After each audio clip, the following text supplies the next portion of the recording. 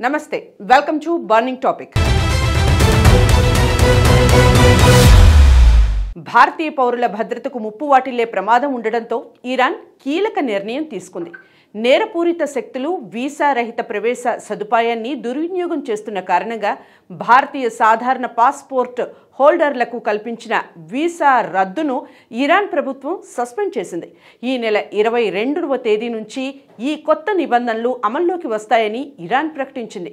ఉద్యోగాల పేరుతో మోసగించబడి ఇరాన్కు వెళ్లిన భారతీయులు అక్కడ కిడ్నాప్లకు గురవుతున్న సంఘటనలు వెలుగులోకి రావడంతో ఇరాన్ ఈ నిర్ణయం తీసుకుంది.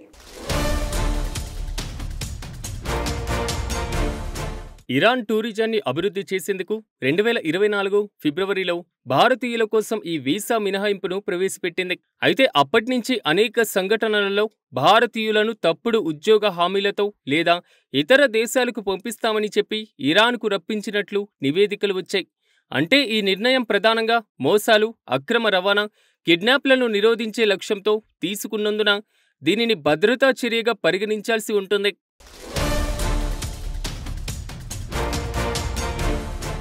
ఇరాన్ ఎంబసీ కీలక ప్రకటన భారతదేశంలోని ఇరాన్ ఎంబసీ ఎక్స్ ఖాతాలో పోస్టు చేస్తూ ఈ విషయాన్ని ధృవీకరించింది.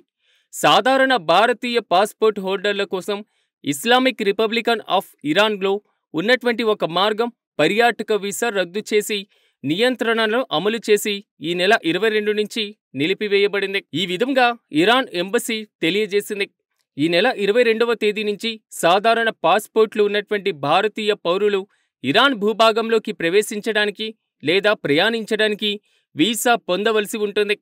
ఇరాన్ వీసా రహిత ప్రవేశం కేవలం పర్యాటక ప్రయోజనాల కోసం మాత్రమే ఇవ్వబడుతుంది.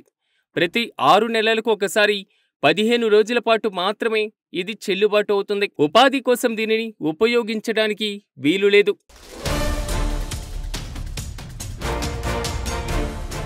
ఇక తప్పుడు ఉద్యోగ హామీలతో లేదా ఇతర దేశాలకు తరలిస్తామనేటువంటి హామీలతో భారతీయ పౌరులను ఇరాన్కు ఆకర్షించే అనేక సంఘటనలు తమ దృష్టికి వచ్చాయని భారత విదేశాంగ మంత్రిత్వ శాఖ పేర్కొంది.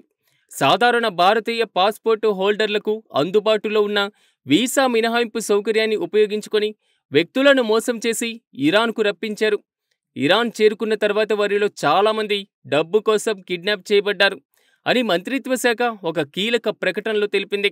నేరపూరిత అంశాలు ఈ సౌకర్యాన్ని మరింత దుర్వినియోగం చేయకుండా నిరోధించడానికి ఈ చర్య చేపట్టినట్లుగా పేర్కొంది.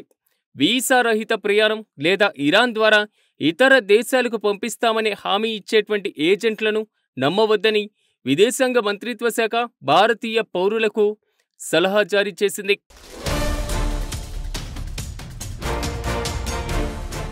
ఈ సంవత్సరం మేలో ఆస్ట్రేలియాకు అక్రమ మార్గంలో వెళ్లిన పంజాబ్కు చెందిన 3 వ్యక్తులు ఇరాన్లో కిడ్నాప్కు గురయ్యారు. దుబాయ్, ఇరాన్ మార్గం ద్వారా వారిని ఆస్ట్రేలియాకి పంపుతామని పంజాబ్లోని ఒక ఏజెంట్ హామీ ఇచ్చారు. అయితే మే 1న ఇరాన్లో దిగిన వెంటనే వారు కిడ్నాప్కు గురయ్యారు. కిడ్నాపర్లు 1 కోటి డబ్బులను డిమాండ్ చేసినట్లుగా బాధితుల కుటుంబాలు తెలిపాయి. ఇండియా, ఇరాన్ అధికారులు జోక్యం చేసుకోవాలని కోరిన తర్వాత ఆ 3 వ్యక్తులు రక్షించారు.